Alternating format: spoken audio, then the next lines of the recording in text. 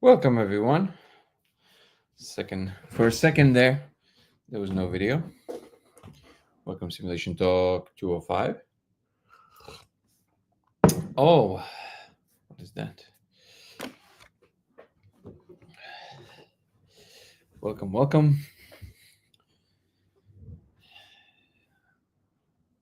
up, so fucking good to see you, brother.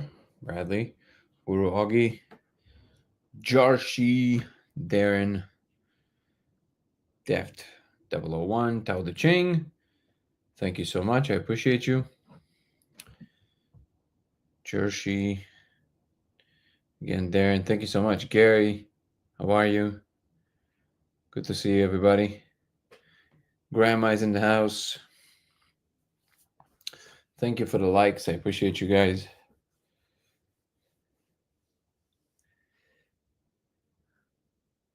Core fam indeed. With JH, how are you? Power off. All the regs. How are you guys? John Green. First time in the chat. Welcome. Let's see if this is better. It's slightly better. What's new in the simulation? Brendan is asking. Something new every day, you know? Did any of the AI images simulate? I mean, some of them look straight up like Japanese. Again, I think your best bet would be to compare with people on Discord that tried it. I am famously of the mind that it doesn't matter that much, the symbolism. But I know it disappoints a lot of people, so I'm not sure what to do with that. I just really think it's a bit of a waste of time at the moment.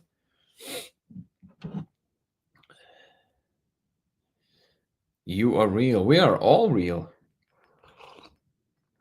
Simulation does not mean fake. Messy Jesus. Nailed it.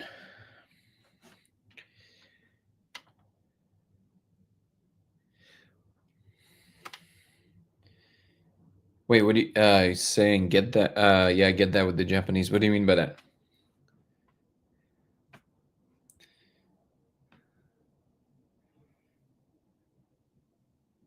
Have you ever written down some of the symbols? Yeah, guys, it's all the same questions, I know, but maybe I need to put a disclaimer somewhere about the linguistic. Yeah, we have a bunch of it on Discord. Well, a bunch maybe is a stretch. There's a few presentations on Discord pinned down to the general chat. Come join our Discord. You can find it on my main page on YouTube. Third link from the top, there'll be our Discord channel, and there's a few comparisons. Any laser that is diffracted would work. Laser pointers would not work. So the diffraction actually matters. And you can check out, there you go, and you can check out all the information on codeofreality.com.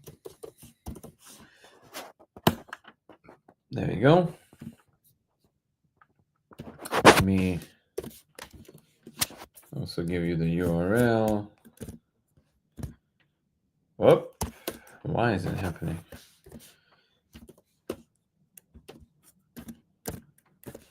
Beautiful. There we go.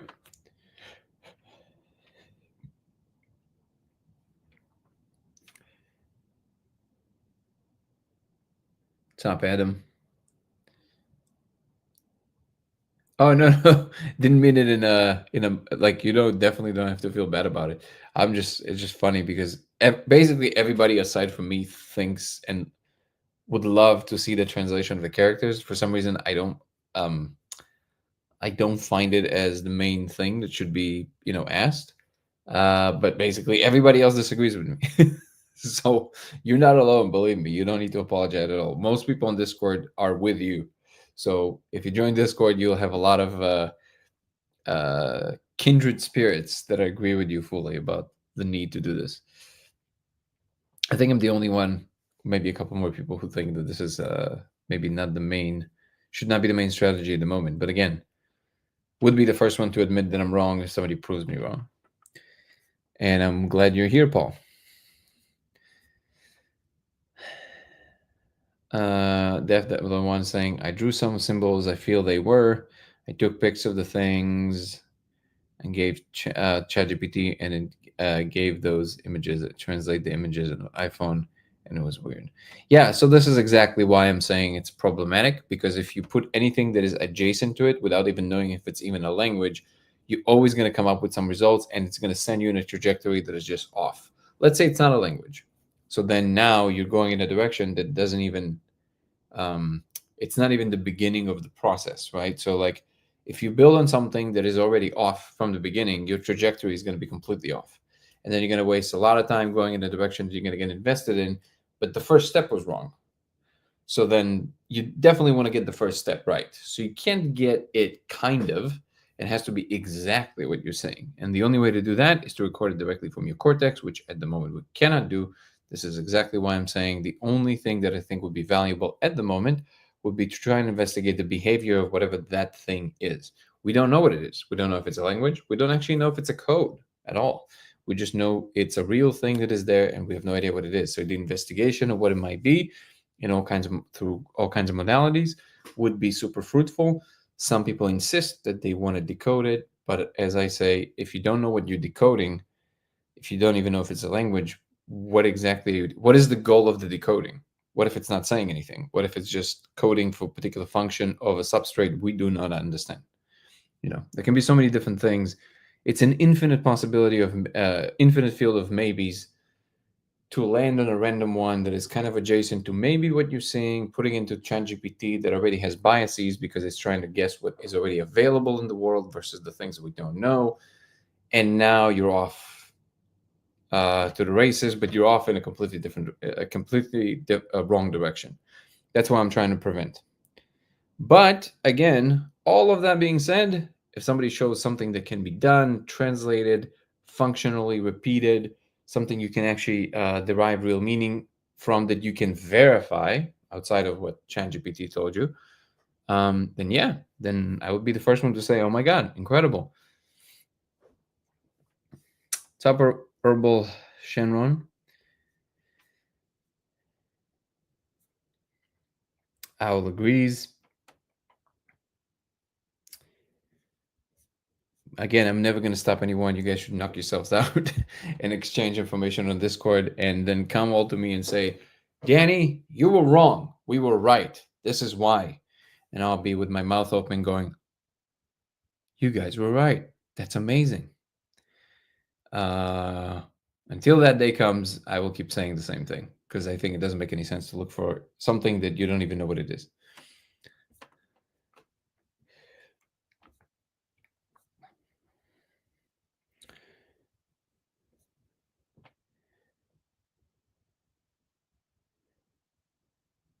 I mean, images translated in the Apple Photos, it translates, and it says things about Ampere and stuff.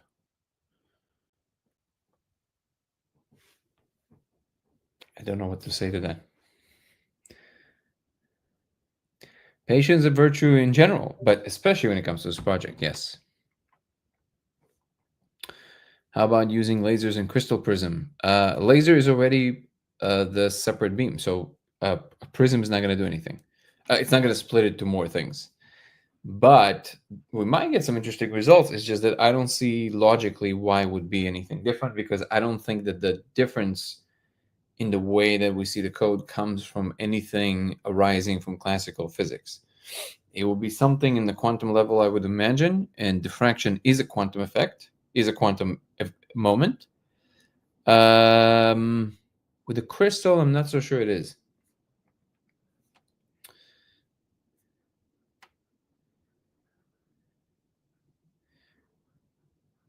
We're going to see it on an alien spacecraft someday? Maybe. Perfect. Yeah, please share on Discord, Neff. That will be very welcome there.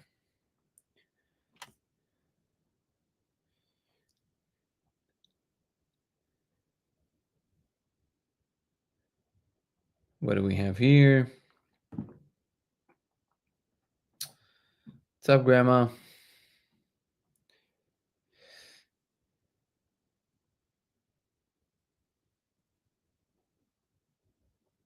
What do you know about quantum mechanics? I know some things about quantum mechanics. Why do you ask? Obvious disguise. Thank you so much for the rose. Have I had anybody with photographic memory? Yeah, I would second what Grandma is saying, that basically photographic memory is a myth. That's not a real thing. I mean, it is a real thing, but it is so rare as to be equivalent to not a real thing. There's basically almost nobody on the planet with an actual photographic memory. People like saying that, but nobody actually does.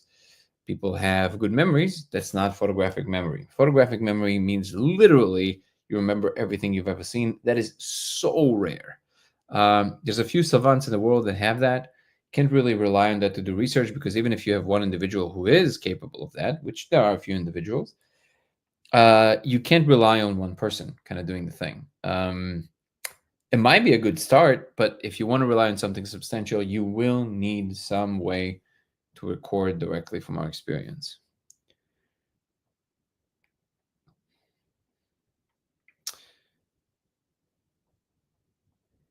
And as for quantum mechanics, obvious disguise, and waiting for you to tell me why you're asking. And before initial writing down symbols, you wouldn't even be able to. It wouldn't even tell you anything, because the symbols are constantly moving and changing. Again, the meaning will not be in any arrangement of the symbols that you might find in that instance, because it changes every second. It all changes all the time. So if you see these symbols in this frame, they all change in the next frame, and there's millions of them. So it makes no difference whatsoever if you write all of them down. It might give you some good like illustration and stuff, but again, it's a fool's errand. Like it's just not where it's at.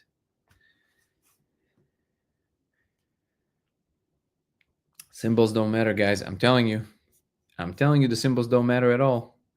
It's the relationship of the whole thing. What is it doing? What is the question, not what the symbols are. The symbols are almost they're almost a distraction. The symbols just tell you that there's something there that is some kind of a like thing that was put there by intelligent something. Um, they don't matter, or they don't matter to this level of understanding. It's what is it? What are we looking at? Here's the question. So let me help. Here's the question everybody should be asking themselves. What is it? What are we looking at? That's the question. And the second you're going to start be able to discern that, then you can start playing with, okay, what do these symbols mean in that thing that we started to understand? First, let's think, what is it? What are we looking at? That's the question.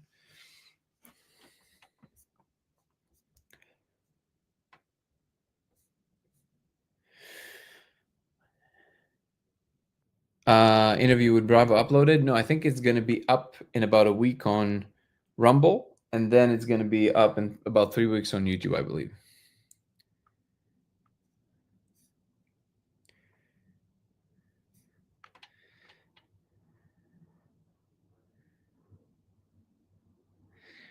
When they say they are aware of other dimensions, what exactly are they referring to? How do they describe these other dimensions? Who is they? Sorry.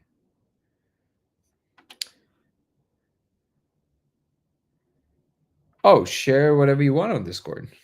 No limitations. Even if you believe your memory to be perfectly photographic, that's still not enough to collect empirical data. True.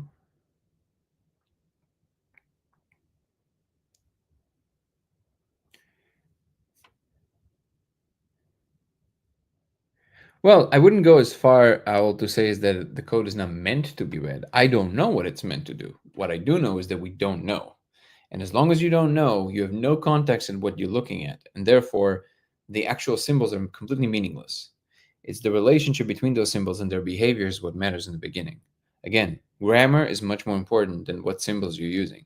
You can use different symbols, but the grammar would be the same, because the grammar is the thing that gives rise to the functionality. Same goes with computer language, right? If you're looking at Python and if you're looking at JavaScript, they're two different languages. So even though you might have somewhat similar way of doing things, depending on which code you're writing, it would change what the execution would do, right? So understanding and we don't even know if it's computer code, We don't know if it's linguistic code. We don't know if it's some kind of a pure meaning thing. We don't know if it's just breadcrumbs to tell us that there's something there and the symbols themselves don't actually do anything. We don't know any of these things. That's why I'm saying it's like fumbling in the dark into infinity and we don't really know what it is. So that the question should be, how can we discern what is it? Or getting closer to the understanding of what is it?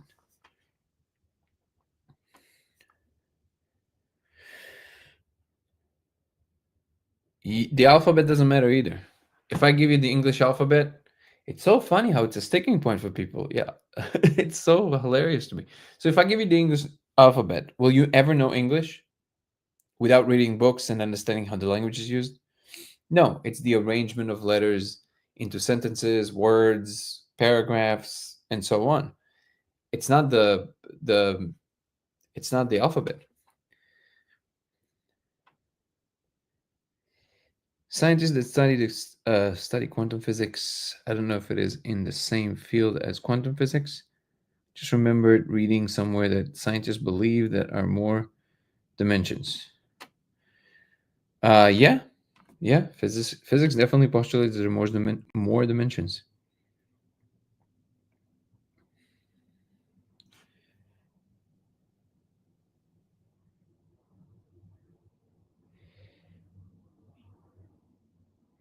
Why is the matrix coded with numbers? I woke up and saw numbers and hexagons. Interesting. Well, we don't see numbers in the laser, or there are a few, but it's mostly not numbers. So it's interesting. You said you saw hexagons and numbers.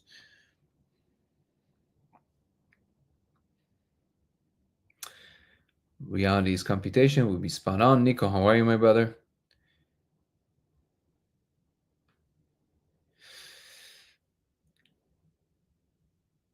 Cami belle, how are you?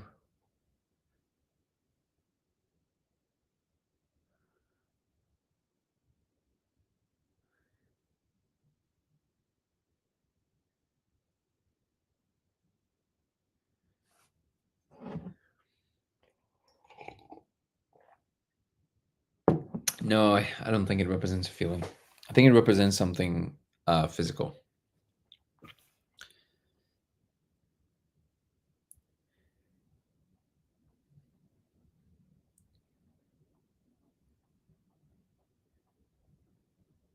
See, meaning arises from relationship, from context between different things. And what matters is actually the interaction between the things versus the things themselves. This is why the behavior of the code and the entire field that it's a part of is much more important than the letters. Now, you can still eventually will need to understand the specificities of the characters, but I would say not for a while would it actually matter. Now, I don't know what Vonich manuscript is. No idea what that is. Hold on.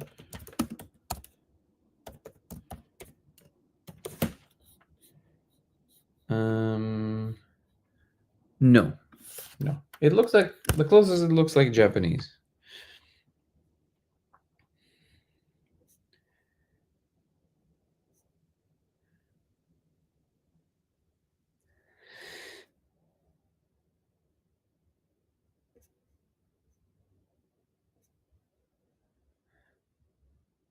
An interpreted language executed instructions directly line by line. Machine code is the binary code that a computer directly understands and executes. All right. To what effect are you saying this? Nothing is physical. Everything is mental. Appearing is physical. Sure, but the mental still has some rules and regularities that dictate the fact that you cannot walk through the wall right now. And whatever that regularity is what we call physical. To say that it's not physical is meaningless. You can call it whatever you want, but even though it's all mental, it doesn't mean that anything goes because you don't have just unicorns popping out of nowhere. And again, you cannot walk through the walls. These rules inside the mental space, even if you think that the wall is still part of the mental space, are the laws of physics. Do you think it's a rendering mechanism, physics engine, or consciousness interface? I think it's all of the above. I think it's the code that both writes everything as possible and records everything that happens.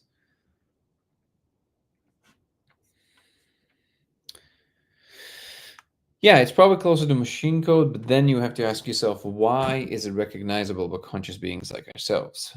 If it's made to do that, it means it was left there to be understood on a particular level of emergence and understanding.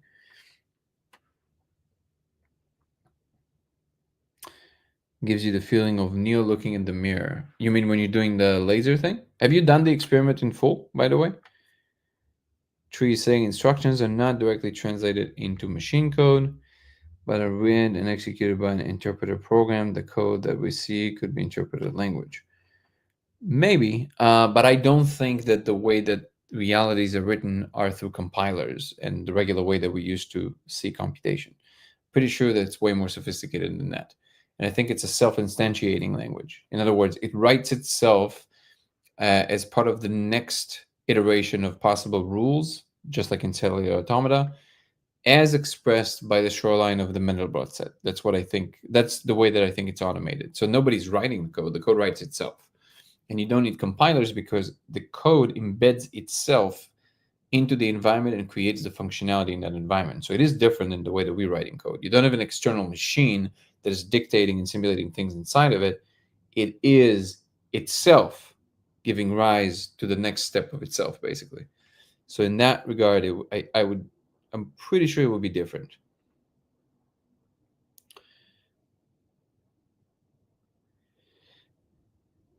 In full, I mean the experiment as we're describing it. Our laser is nothing special, so you don't necessarily need our laser. You can get any laser from anywhere as long as it's diffracted and make sure it's never above 5 milliwatts. It should work. There's nothing magical about our lasers. People who buy our lasers, they're usually just basically supporting the project, and we just make them really cool and compact. But they're not magical. There's nothing special about them. You can get them anywhere, really. We just kind of make them into something that is more nicely packaged. But I'm pretty sure that whatever you're using, if it's diffracted, it should work.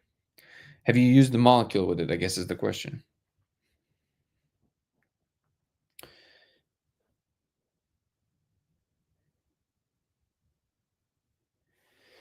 Yeah, but it might be that the machine code is also the it lends itself to being interpreted by observers inside the environment that it codes for, which is what makes it different.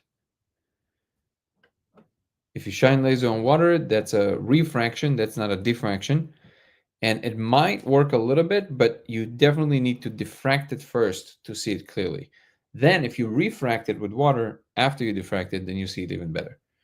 So there's something about the index of water that actually helps about the angle. It's like I saw a code on the wall and in the laser, but then I felt the thing from the laser like talking with feeling. What does IG mean? I don't know. What is again? Have you used the molecule for this, Neft?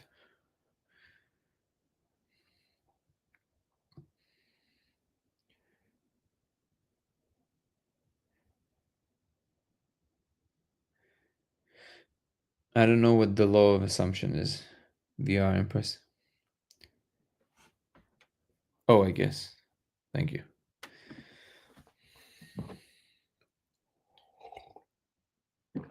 You got it, Adam.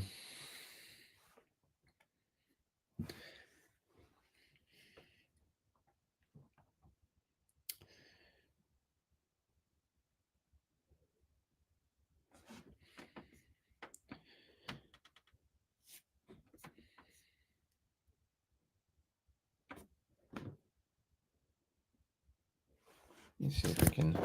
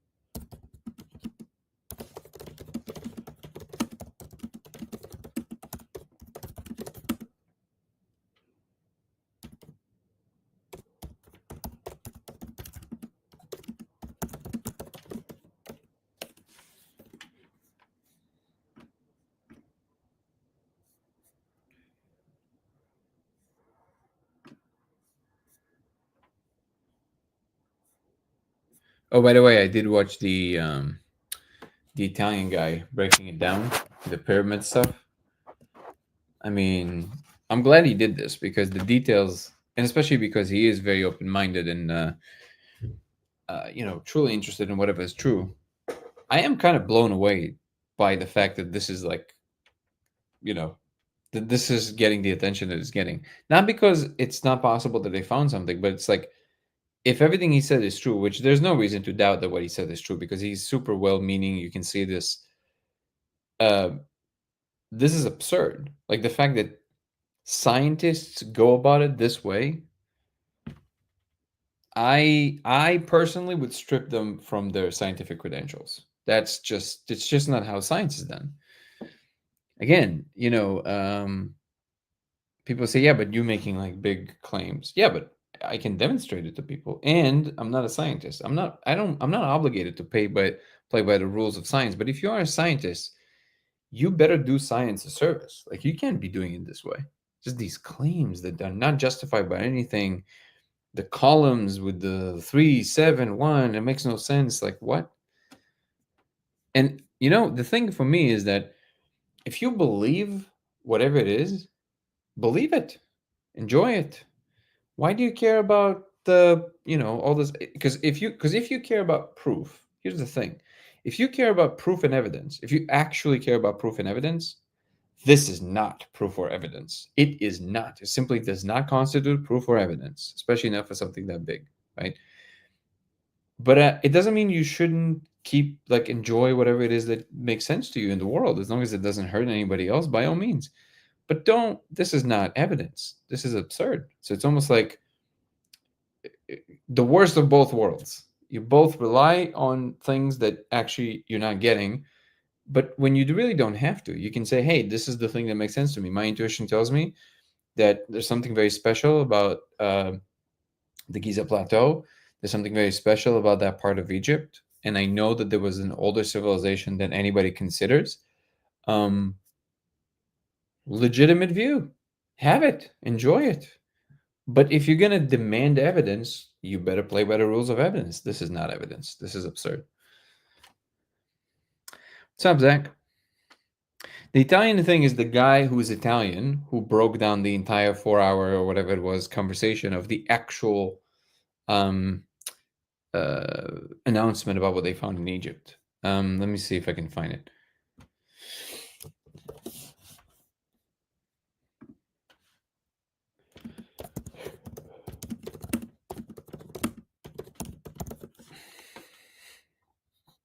There you go. This guy.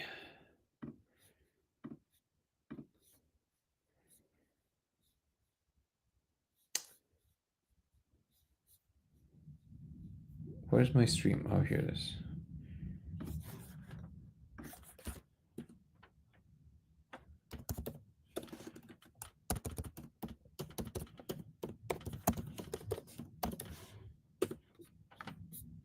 So this is our website. I'm always going to put it up here, but this is the link to what I just said.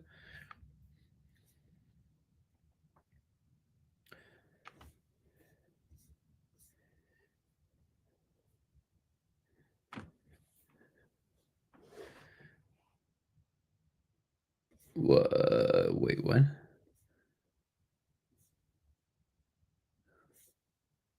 I guess I used man honey, not low dose, and of experiment with sleep deprivation slightly. But what had happened, it was like time travel and saw myself third person as older but in the same spot and gray hair. Sounds trippy, man. Stars Two Towers saying so in like 2018, I believe it was. I felt a debilitating sudden like stabbing the back of one of my eyes, and then I looked out the peephole to my room, and there were two people standing outside it with something Tom tripod, a laser shooting towards my room, tracing like the outline of the door, and now starting. Hold on, let me just read this in full.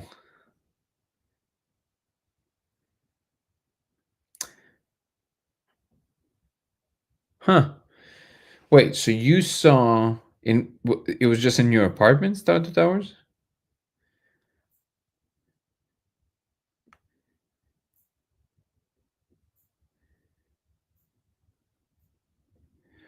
What's up, Zach?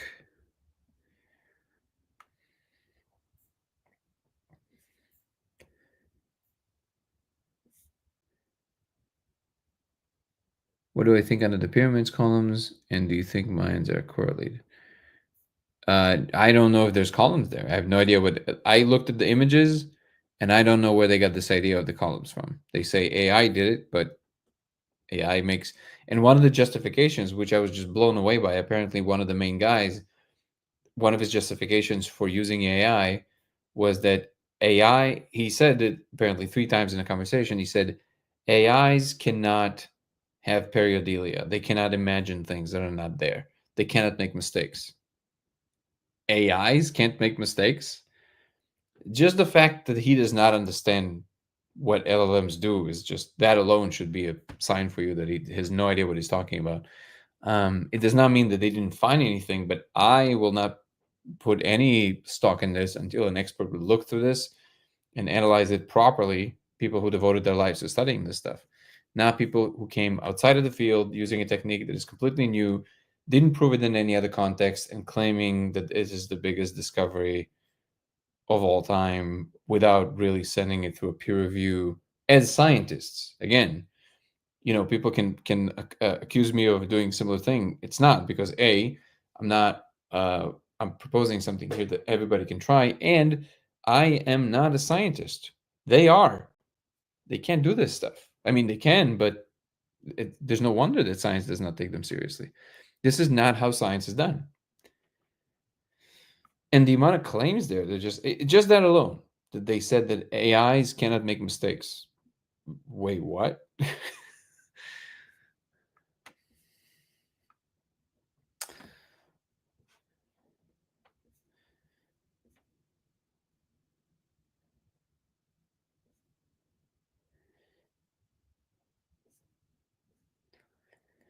Hotel room.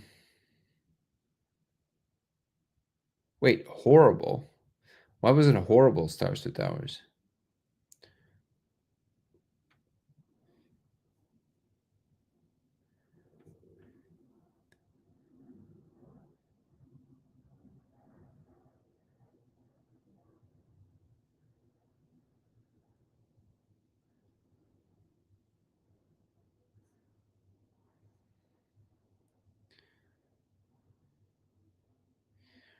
Been looking for a few videos, but I really dig what you're doing, man. It was also cool to see you on Danny Jones' podcast. Appreciate you, Zach. Thank you so much.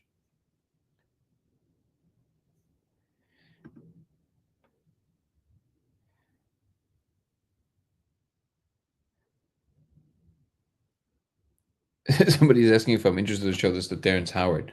Absolutely not.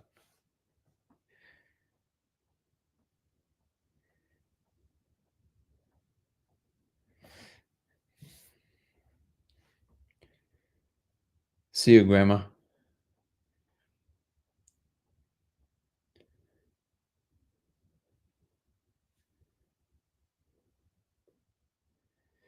Then early last year, I've now been seeing, I don't know how else I explain it, and then like laser outline of beings. Interesting. No, it would not be cool. I don't think that what Terrence Howard does is good. I think Terrence Howard is, again, we had this whole conversation about this the other day. I don't think he is as nefarious of a player as Billy Carson, but I do not think that he does a service to this kind of stuff. My take is that Terrence Howard does not understand the first thing that he's talking about, and he's trying to participate in a conversation that he put no actual effort of understanding, which is disrespectful. So, yeah, I have no interest of associated with Terrence Howard or Billy Carson or any of these people. No, don't be sorry. That's just my opinion, of course. But yeah, I don't find them as positive players. I think they're wasting everybody's time, which is unfortunate because there's a lot of really interesting and real things to know. Nothing that they say, though.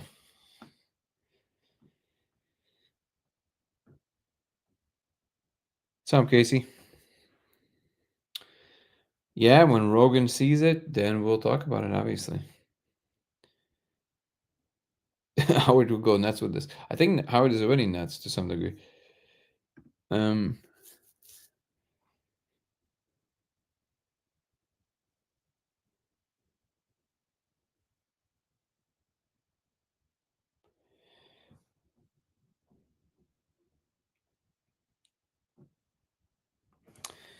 Yeah, I really don't know. And actually, this is something that I was just voicing the other night. Who was talking about this? Adam, I think, was saying, right? Yeah. So first of all, don't apologize. It's absolutely fine to bring up anybody. Um, I was voicing this the other night. I really don't know how to be more diplomatic about this kind of stuff, right? It would behoove me to learn to maybe not express such strong opinions about people, because in the end of the day, he might actually be a really nice guy. I just see what he does in the context of knowledge acquisition, which in that context, I find what he does reprehensible, right? Because he pretends to know things he doesn't know, and he basically pulls the attention towards a part of a conversation that is complete nonsense, when there's really beautiful things to actually know. Now it reveals the fact that the public is really thirsty for something new and amazing, um, and that is valuable. But I have very strong, I guess, opinions about this kind of behavior. But like I said, and I'm failing at this today, obviously, but my practice now is, as a communicator, to try and do a little bit less of what I just did, which is to have such strong opinions right off the cuff. It's just that I don't really know what to do with that emotion. So when I feel that emotion of utter contempt for what somebody is doing in terms of contribution, um, and not because there's, so I think that what's nefarious about it for me, and this is something that Sean Carroll pointed out, who's a respected physicist, and I never thought about it, but it's right on the surface. Somebody, Kurt Jaimungal, asked Sean Carroll when he was on his podcast, and they're talking, physics and stuff, and he asked him about Terrence Howard, and Sean Carroll said a very obvious thing that I honestly never thought about, actually. He said, well, hold on. He said, did you look into Terrence Howard's theory? I said, well, hold on. Did Terrence Howard look into any of my theories? So I'm a physicist in the field for something like 30 or 40 years. I've published so many papers. This is my field. He enters my house, he enters my world. Clearly, from everything he's saying, he did not do any of the work to understand what we're actually doing. And then he basically brushes everything off and says, here, guys, I figured it out. You guys are all wrong, but on the basis of not even knowing what is actually understood. So imagine how rude that is, right? And that should have been obvious, but it's not obvious. It's like the most rude, disrespectful thing you can do. Plus, in addition to that, pretending like you actually know what you're saying, which he doesn't, not even in the slightest. And as you can see, I find it very obnoxious. But do I have to express it in this way, like I'm doing right now? No, I just don't know how to go about it another way. So, like, when I feel that emotion, it's in me. And now, if I'm just ignoring the ignoring it, now it feels like I'm hiding something. And that feels also dissonant. It feels not good. So the only way to reconcile this is to somehow bring myself to a position where in any given moment, I guess I have more compassion and love in me, and I don't have this strong judgment of that kind of a thing. But I can't help it at the moment. Maybe because I'm doing these lives when it's a little later in the evening, and it's I'm more irritable and when I'm tired. But yeah, I don't really know what to do with that. But I truly, like, when I was talking about, like, before the whole crazy thing happened with Billy Carson, and it kind of, they took him down a notch. I was talking about this before about Billy. I was like, dude, I can't stand, like, I can't understand how people are paying attention to him. Like, it's crazy. Like, it's just, he doesn't know the first thing he's talking about. And yes, if you want to say he's kind of like served as a layer of education for the more of the masses about certain things that might have not known about, but he does it in a way that actually skews what he's actually talking about. So he doesn't deliver the real thing because he doesn't understand the real thing. um, and then does a disservice there. But then, in addition to that, he also sells people something that clearly is just a scam. Like this, he sells grounding flip flops. Like, how can you look at that and go, Yeah, I can get behind that. And then I don't know what to do with these feelings. I guess I can just not engage. But if people ask me about it, I feel like I'm going to be, if I'm pretending to not see a text, now I'm officially lying, right? Because if I saw your text, I can't not react to it or say something, because the whole point of these lives is that I get to answer people's questions. I don't really have a solution. I guess I'm just thinking out loud.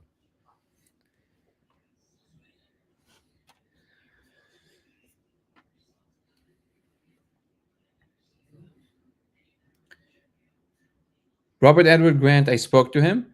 Robert Edward Grant also have some funny ideas. So I spoke to him a couple years ago. I don't know if he remembers me, but we spoke on Zoom, and I told him about what I was doing, and it was just in its infancy. Super nice guy, obviously super smart, very successful. He's a tech entrepreneur. Entrepreneur. I never know how to pronounce that word correctly. Um, Very very smart guy.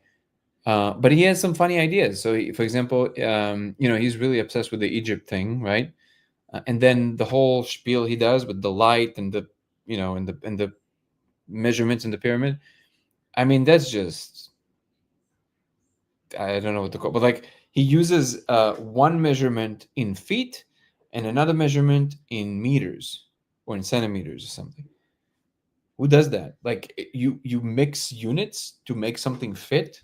That doesn't make any sense. What's the logic behind it, right?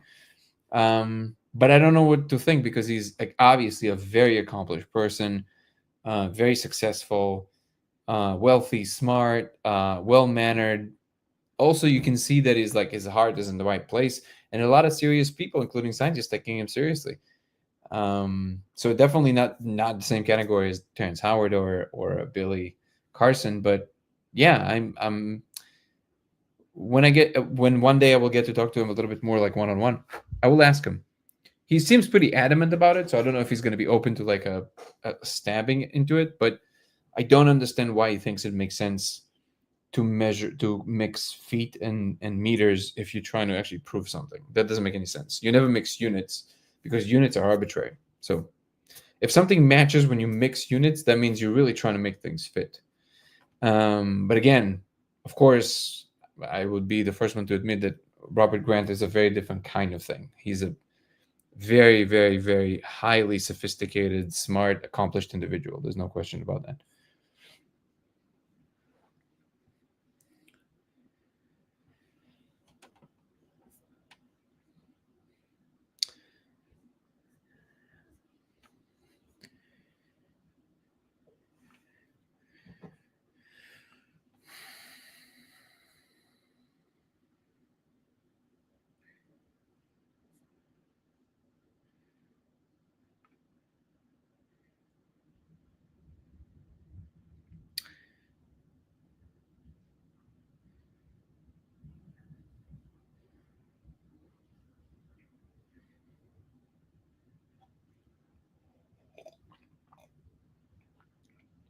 There is something to what you're saying, Al. I was saying the average human doesn't understand how utterly insulting the whole thing with Terrence Howard is, literally shitting on people who have spent years, maybe decades, getting to their level of knowledge. And I would agree with some of that, maybe with all of that. And I think what it reveals is that I think the majority of the population does not understand how much knowledge humans actually have, like what we actually understand about the world and how specific it is. And it is discouraging a little bit.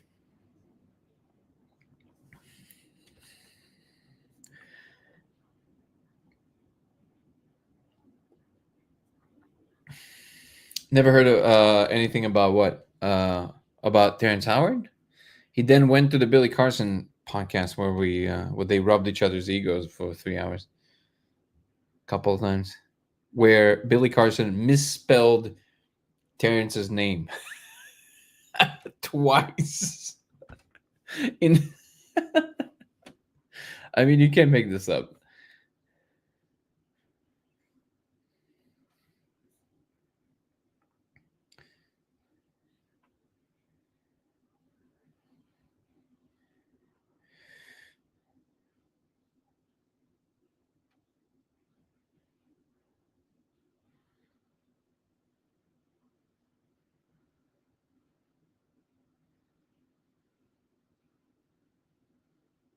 Do you think grounding is bunk or just the flip flops? No, just the flip flops, obviously. No, I know the grounding works. I have a grounding sheet myself. It definitely works. But the grounding flip flops is definitely bullshit.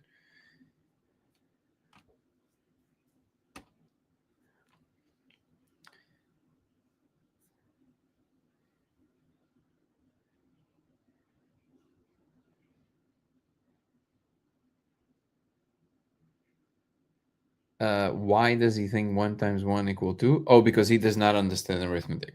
It's very simple.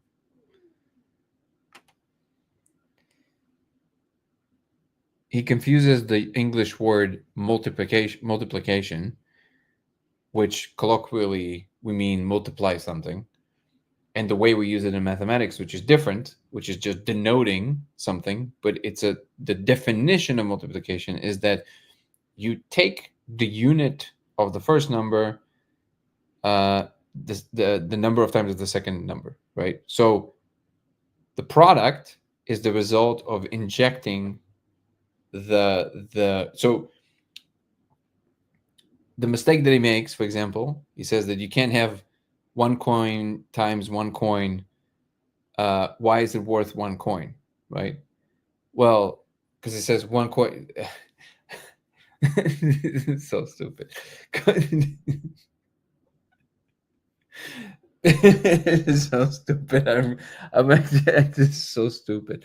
It's like he says, okay, so I can't, I'm sorry, I'm really trying my best, but this is so stupid. So he's saying 2 times 2 is 4, right? So look, you multiply by 4. But the thing with, so when you square something, right? When you multiply something, it means that you also put it on top of it. So, okay, uh, let's say for example, why do you say that if I want to calculate, let's think of something super simple just to illustrate this. Um,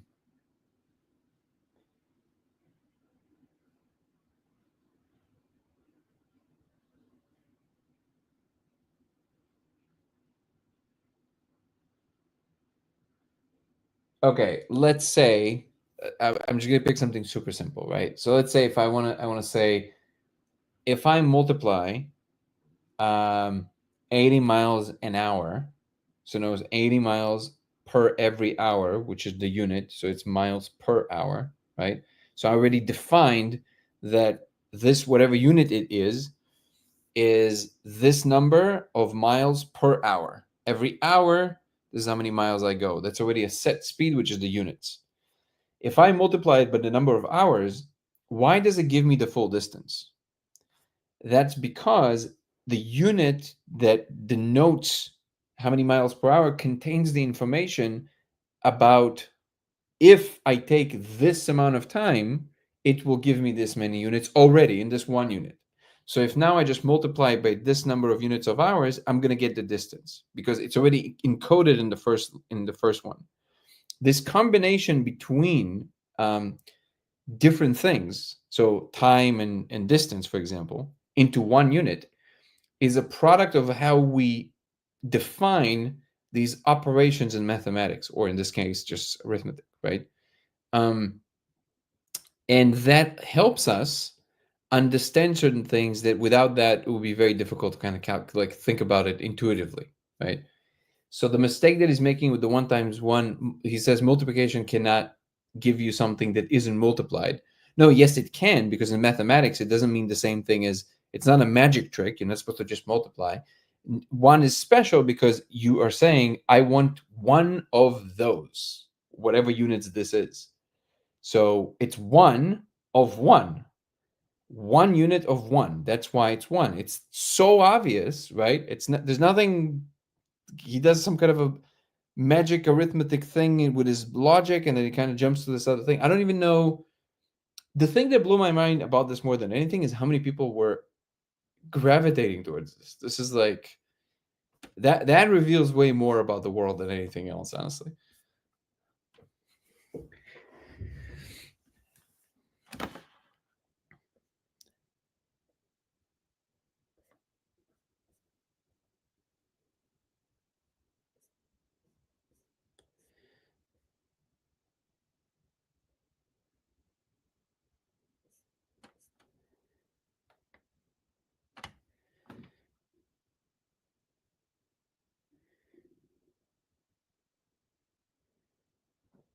Hey, Ren.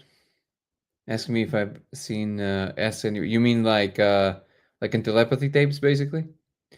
No, I don't know. I think it's a bit slightly difficult to do, but I guess we should try this regardless because of ethical reasons. But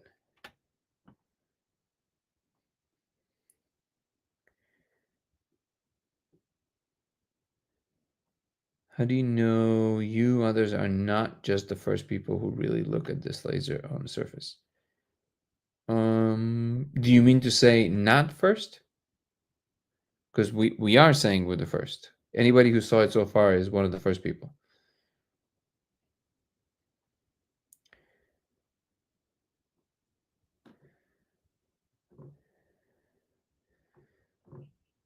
Hey, Nico. Hey Danny, how's it going? Good. The one thing that Terrence said actually is 0 times something Mm-hmm. cannot be 0 Okay. because you can't delete, you can't just destroy something, right? You can, because in arithmetic, the definition of something is that whatever number you used, that is just definitional. So it's not that you're obligated by some physics. In mathematics, you have the definition of what the language means. What this language says, the grammar is, I want zero of whatever it is. So you're gonna have zero. Yeah. So it makes perfect sense. But what Yeah, so the way that I explained it to the people that were asking me about that was you think of multiplication like a scalar, right? So Mhm. like if you have a vector of unit 1 and you multiply it by 0, that means that you squeeze the vector down to a point towards 0, right? 0 length. Whereas if you multiply 2 times 1, you then multiply that vector by 2, so you like double its length, right? So like that's how I was explaining it to people. But for some reason that 0 multiplication part, like that, he's very confused. And the funny thing is, I know you know this, but there's a branch of math called linear algebra where you can define operations however you want. Mhm. If you define his operations and you span a space, you get nothing, right? So like that's the problem, is like if you accept his axioms, you get absolutely nothing. And that's why that's why Neil deGrasse Tyson said, once I read that, I stopped, like I stopped reading because this is garbage. And he said it, I think, more nicely, but I think he even wrote him a letter too, right? Yeah, it was like a really nice response. But I think you took it to, like, again, this is kind of shows you that it's almost difficult to look back in mind. Does that make sense? So, like, I'm going to make you uncomfortable. So, either you realize it or not, you have a certain amount of intellect that I don't know if you're fully registering that even the basics of what you just said, and it has nothing to do with better or worse people. It's just that certain people's minds can't even connect to what you just said because it's already too complex for them. So, like, some people don't even know what a vector is, right? So the difference between a scalar and a vector, right?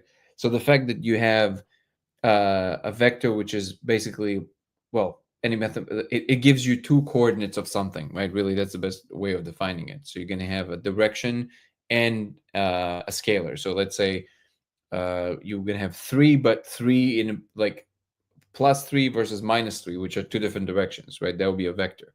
But I think that where most people miss it, and maybe I'm confusing it, but the part where he was talking about the multiplication in English, that's the thing that I feel that did most of the heavy lifting for most people to get attached to his ideas, which is like, oh, he's right. It says multiplication, so it has to multiply. Well, no, because that's just a word. And in mathematics, things mean something. So it's like a language that says that this means that. It's like he's saying, well, T equals Z. Why? Because I wanted to. It's like, well, no, we defined it. T means T and Z means Z. So, you know, the reason that you can't have an apple squared because there's no such object, right? You can't square an apple, the physical apple, right? You can square it in theory, but you can't square it in reality because what does that mean, right? And this is the difference between abstractions, which is what mathematics deals with. It's just abstract relationships, and what we happens in the real world. And what he does is he imports what we're doing in the real world, which is you have to multiply something, almost like rabbits that multiply, right? Which is a physical process, which is different than all of a sudden getting a rabbit square, which is not a real thing. Like we don't know what that is. Maybe there's some kind of a rabbit made out of extra dimensions, but that's really where I feel most people are losing him. But you're absolutely right. Under all definitions, the whole thing with mathematics is that whatever is true within the frame as it was defined has to be true throughout.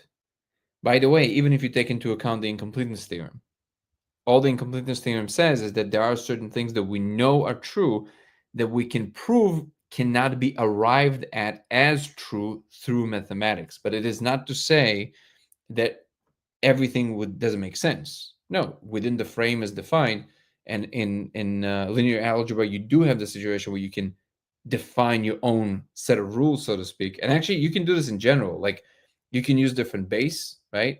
Hexadecimal or any other base that you want to use, log, um, and these allow you to do different things. And the more you get into more advanced mathematics, the less numbers you use. It's more about the logic of operations. So you basically just, what is the logic of this operation and why does it work? It's just it's all about, it's the language of logic. That's it. So if you want to say 1 times 1 equals 2, you can technically do that, but then you have to redefine everything in the definitions basically, which wouldn't track, which is why why mathematics is so beautiful, because it's amazing that you can have an equation if you understand what it means and you can read it and you know how to solve it. It's amazing that two people in two different parts of the world will arrive at the same number if it has one solution, because it's just the only thing that makes sense. That is so amazing. It's such a, this universality is so amazing. And I honestly so I don't know what can be a solution for this, because some people just they're not interested. It's not for them. They don't like the almost like cut and dry logic part of it, and some people really love it. Did you have an easy time with mathematics from the beginning, Nico, or is something that you really had to struggle with? Maybe? Mathematics was extremely abstract when I started learning it, which is why, when I think about going to school, they teach you a bunch of rules and you shut up and calculate. And then later in life, you kind of start to connect things. And then I kind of thought to myself, oh, I would have taught everything very differently. But then I got to a point where I'm like, you know what? Actually, maybe that is the best way. Maybe it is, because forming connections is such a long-term process. Maybe the best way is just put people through boot camp, have them grind, and everything is abstracted, but trusting that later they will connect the dots, right? And so I kind of, at first I was very like anti-school system. I thought the curriculum was all messed up.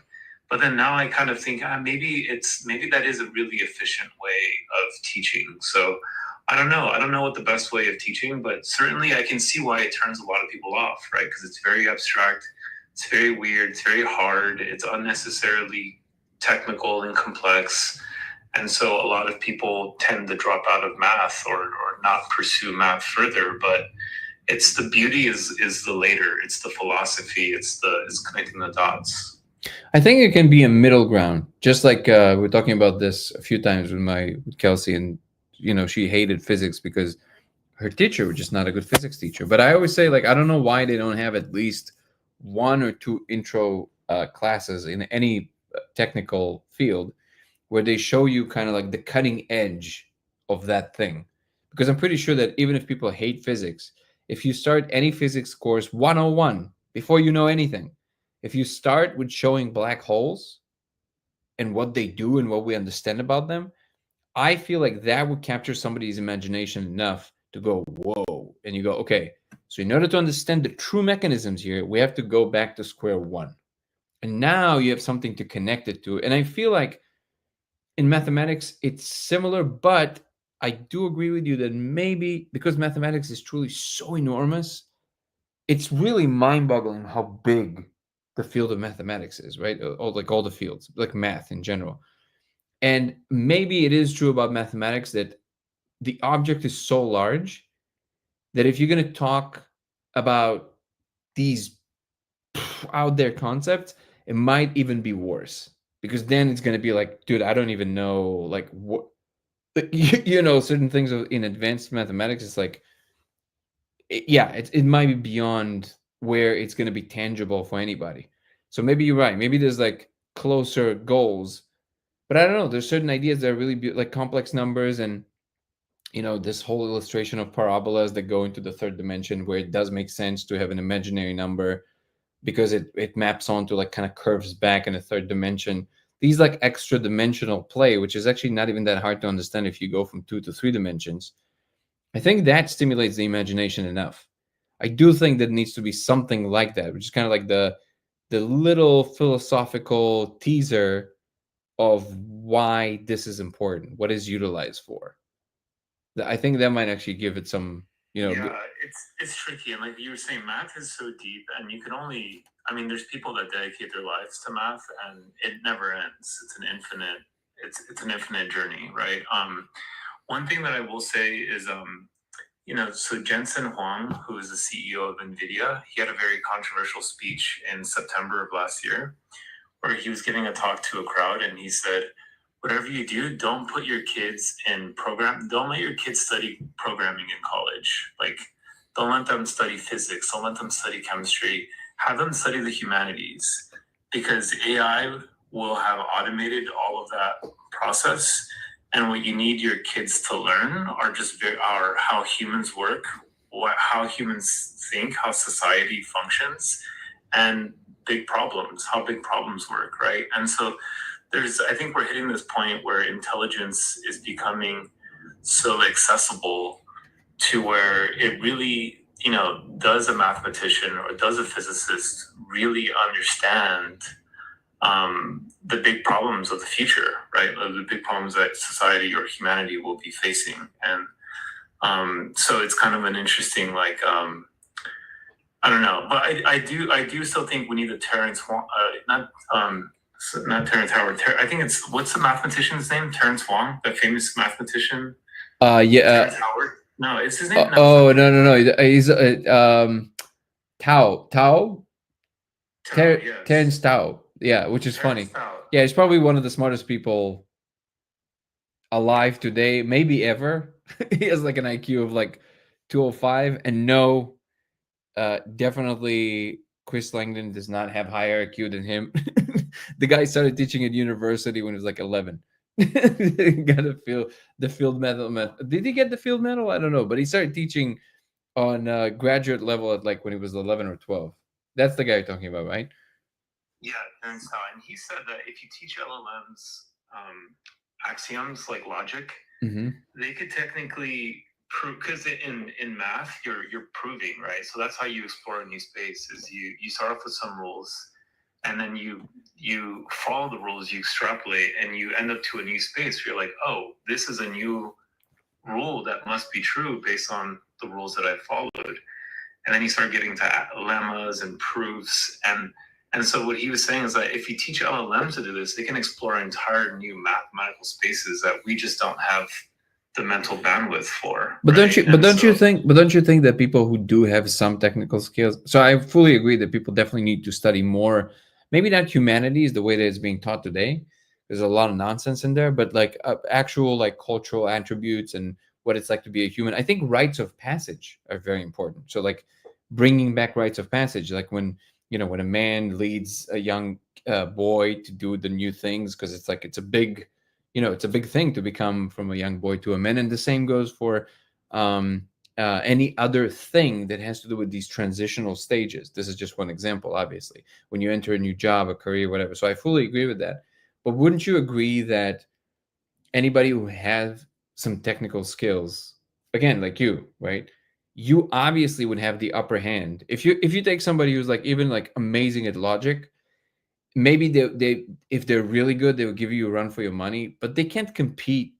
Even if you being both given the task of coming up with some kind of a new software, and you only can use ChatGPT to help you write code, would you not admit or agree that you would still have the upper hand if they know no coding and you do, even though ChatGPT can do it for you? It's just because you understand certain things about the logic of coding that they don't. You're gonna know how to ask the better questions.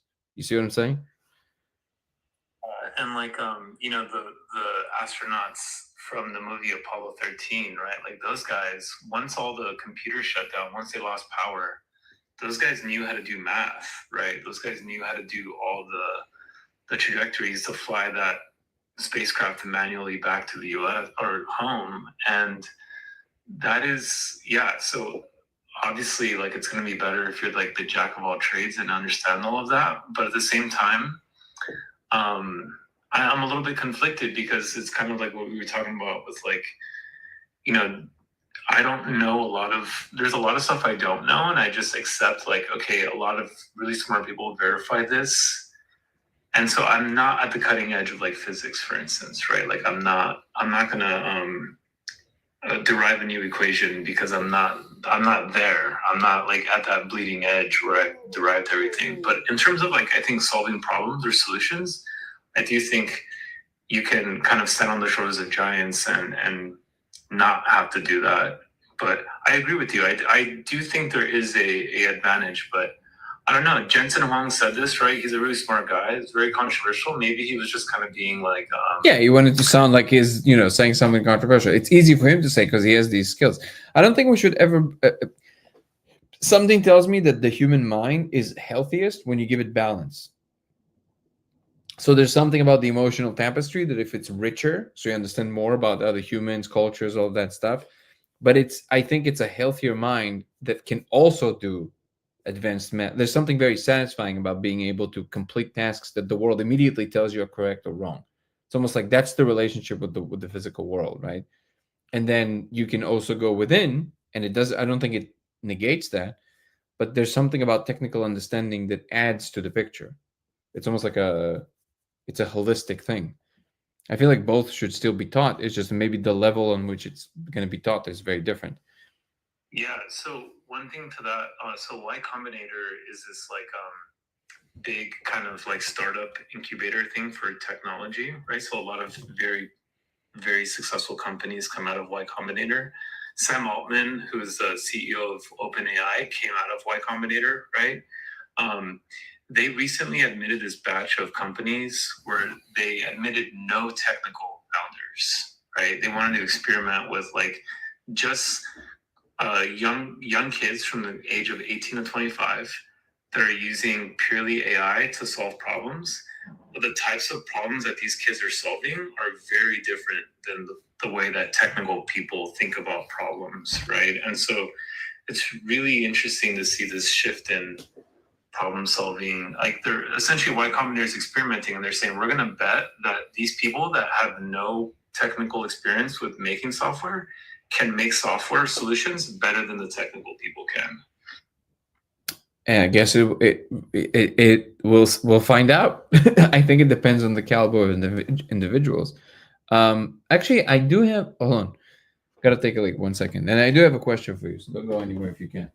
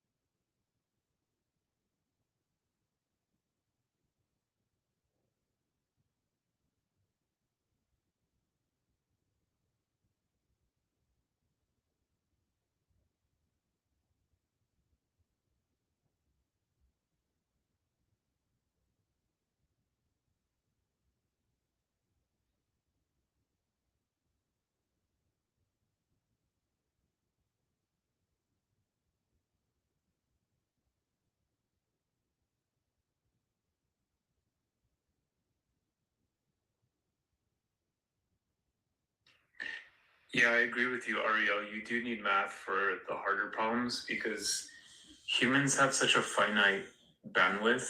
Like even with a neural network, right? When you solve problems with a neural network, they call it a black box model because we can't understand or track what is happening because there's just too many connections and it's so deep that a person can't keep track of it, right? So we call it black box learning, but it just means that we just don't have the computational power to track that trend or that relationship. So I do think the problems of the future are definitely computer centric. But I do feel that's the question I wanted to ask, because I do feel that there's a this new layer of meaning, so to speak, that we're dealing with, right? The fact that you can interact with so many greater, so it's like the possibility space is truly infinite. I saw the other day Ty Lopez, the guy that was everybody made fun of him, right? That guy with the Lamborghini videos. But he's an interesting guy, and he was saying the other day, he said that the way that he uses ChatGPT is basically, he says, I leave it 45-minute voice messages telling it everything about my life, and then I'm asking it to give me 100 blind spots I have about what I'm missing. And he says a lot of people just use ChatGPT wrong. Like they just ask it all kinds of, like, just like Google, right? It's not Google. Um, it can if you ask the right question, if you think along the right parameters, along the right vectors, you will get out of it something that you alone truly cannot do. So you can look up things faster than going and looking through a book with Google, and you can do it even more. I guess you can ask it more flimsily and more in a human way, and the ChatGPT will still understand what you want. So in that regard, yes, it is more than Google in that way, but it is so much more than Google if you know what it's actually utilizing, which is just the general tapestry of meaning itself. I feel not just mathematically, but also logically, and even through whatever humans are, right? That I never thought about that. It's so simple, right? You give it like 45-minute breakdown of everything about your life, and you can ramble, and then you say, hey, give me what are my main blind spots according to what you understand about my needs. What do you think I should focus on tomorrow, next week, next month? And that's not cheating. That's literally giving you like a shortcut to something that you might have figured out in 20 years from now, right? You could do that now without giving it a 40. If you talk to it enough, you can actually, it has enough data to where you could ask it to give you a brutally honest opinion of yourself. I've done that a few months ago, and it was pretty spot on. With like, was that the thing that led to that period of depression? No, it's yeah, like, actually, oh, there was just a paper last week published. It was a randomized clinical trial on a GPT therapist. And they actually found that they're very effective. And some people actually preferred kind of an AI therapist over a real person. And I think when you, I think therapists are kind of just trained to listen. And I think when you talk to your friends, I think a lot of people aren't really good at listening. So I think AI is really, really good at listening, right? Even more than like a human therapist. But yeah, I think that it's a cool. I talk to ChatGPT sometimes about like personal stuff and get its feedback. It's pretty cool. Hold on. I don't want the end to get into the. Yeah, well, I guess my point was more about the general thing that I agree with you that we obviously going to have a very different kind of future with different kind of focus points, but ultimately, what it allows us to do is to discover more of what we even should want. And then, it's kind of like along the lines of what Elon used to say, which is that, of course, it doesn't originate with him, but that is, I think, the way to do it. Instead of teaching you just the tools for the sake of knowing the tools, is you don't learn the tools until you have a task to use the tools on. So it's almost like, hey, we need to do this thing. Here's an idea of how you can potentially do it, and then you learn some software, right? But like you're trying to solve a real problem versus learning just Python. And I feel like the future should just look more like that, which is everything is gamified, everything is around a real task or a real thing that has real outcomes, so to speak, even if they're not high stakes. But still, the outcomes give it this weight that is important for the execution of a real innovation versus, yeah, like you should be innovating even when you're learning. Does that make sense? Yeah, that's the best way to learn, especially programming. It's so like it's even harder than math because it's so abstracted and it's so syntax heavy and it's so unforgiving with like writing any line of code that the only way to really persevere through that is if you're really motivated to solve a problem. And the criticism of that is that you don't learn this kind of like ontology to what you're doing. You just kind of learn this. Maybe it's a hacky shortcut to do what you want to do, but if you solve enough problems, you kind of develop your own like ontology of what programming is. But I think there you are parts of also, it. I think you Yeah, also sorry. understand. I think you also understand more what it actually is. No. Yeah, yeah, exactly. So it's just different schools of thought. Some people are self learners and they learn music that way, right? They learn a song, and other people want to learn like music theory and the foundation. And it's just I don't know if there's a right or a wrong. I just think people's brains are a little bit different. I agree. I never thought about that. Go. I never thought about that. That actually different people probably prefer a different way to do the thing. Because some people do like the abstract, and they don't necessarily want to know what it connects to. They like just the grind of the steps, and other people like the big picture, and they want to understand why the thing is done and how it connects to everything else. I actually even never thought about that. I think you're right. I think it really depends on the person too. Yeah, and I've hit a point now that I'm older that I appreciate the story behind certain things, and so I'll go into the history of certain like concepts and how that was discovered, and that gives you a lot more context. And also, like I think because we're wired as humans, we're wired around stories. It helps me remember how things are pieced together because there's like a story, there's a narrative behind it. Yeah. Yeah, the narrative definitely helps string things together. That's why it makes me think that what consciousness, at least the way that it expresses itself in us, is really the best data consolidation system there is through story. So, like everything that you perceive, even without saying a word, is already a type of a story. Like it's almost like the story your genes are telling about the environment, the way that you perceive colors, the way that all your qualities are. This is already a story without you saying a word. So I do think that this is some kind of a data consolidation system that, in addition to being that, which is what the mainframe gets out of that, is also giving you the beauty of experience, which is I think that's the reciprocation there. If I have to connect to some kind of a deep philosophical idea and connect between the technical thing that the system mainframe is trying to do, understand reality, whatever it is, and what we experience as our, let's say, spiritual evolution, is that, which is the what you receive in return of being this recording device, is the grace and beauty of experience. And then the more you enjoy that, the more the mainframe also benefits from it, because you authentically explore the corner of existence that you and no one else occupies. And I think that's really what the mainframe actually wants.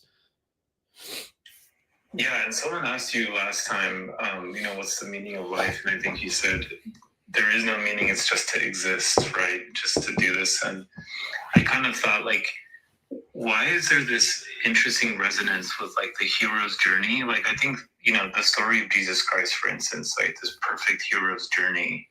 Um, and it seems like every movie you watch has that same kind of archetype, right? And I think there's like some deviation from it sometimes, which is kind of refreshing. But for the most part, as humans, we're all kind of programmed for this story.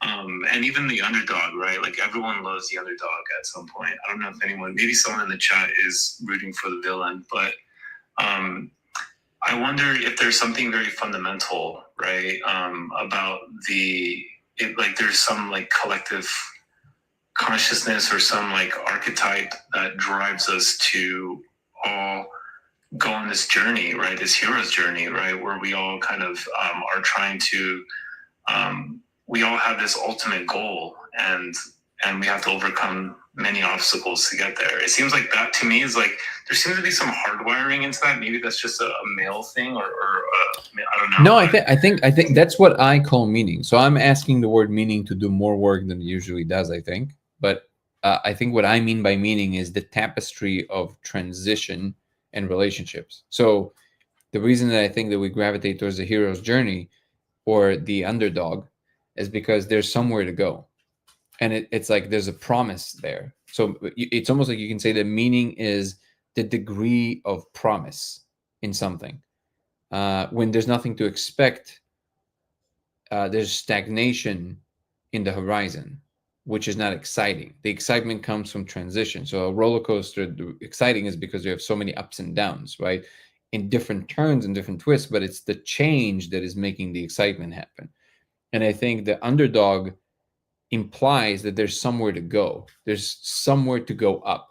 When you're already super successful, you're like, well, you know, they're already up there. Like some like either it's too far for me to understand what's the up and down in that space, which is usually the case because people don't understand that there's still ups and downs up there. But still, I think that it's easier to kind of hope for the nothing to become everything. But then the funny thing is that when the second the underdog reaches a certain stage of success, notice that people in the story stop rooting for them if they continue following the story, because usually the story ends when the hero won or got what they needed or got to the thing. But now, if they're successful, now are you still rooting for them? Are you still rooting for the success of the continuation, the fruits of the labor of the underdog? And most people stop rooting for the underdog at that point.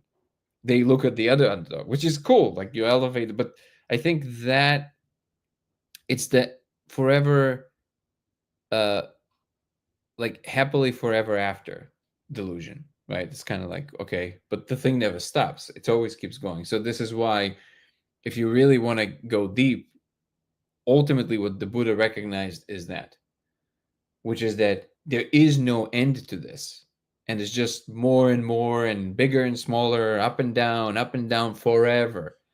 So it's okay, you can keep going, but literally forever. So maybe you want to stop playing. That and it's a, it's a very, it's actually a very jarring realization when you really understand it. Dang, that is so crazy. Yeah, you're totally right. That is like a form of suffering, right? Is to kind of um, pursue that programming, and maybe that's what we inherit from evolution, right? And yeah, that's very beautiful. But I gotta run. But yeah, that was a perfect note to end for me, at least. That was Yeah, like for mind blown. So thank you so much for that. for me too. And my mind was blown when I had the first glimpse of recognition of this. Love you, brother. Thank you so much for coming as always. Everybody follow Nico on TikTok. It's NIKOMACKAY. Nico's an incredible friend. He's a scientist. He's an AI developer and a very humble person. I really love taking examples from him. Thank you guys for being here. If you want to follow me across platforms, it will be Danny Goller on TikTok and Instagram.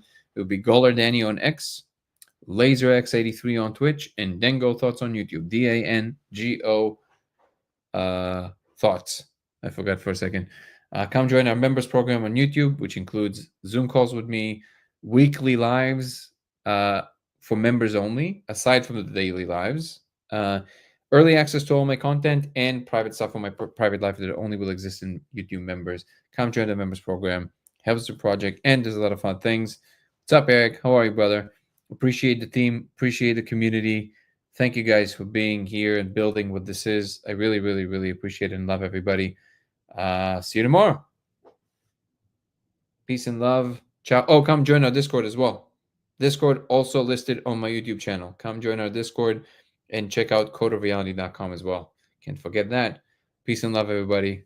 Ciao. Have a good night, everyone.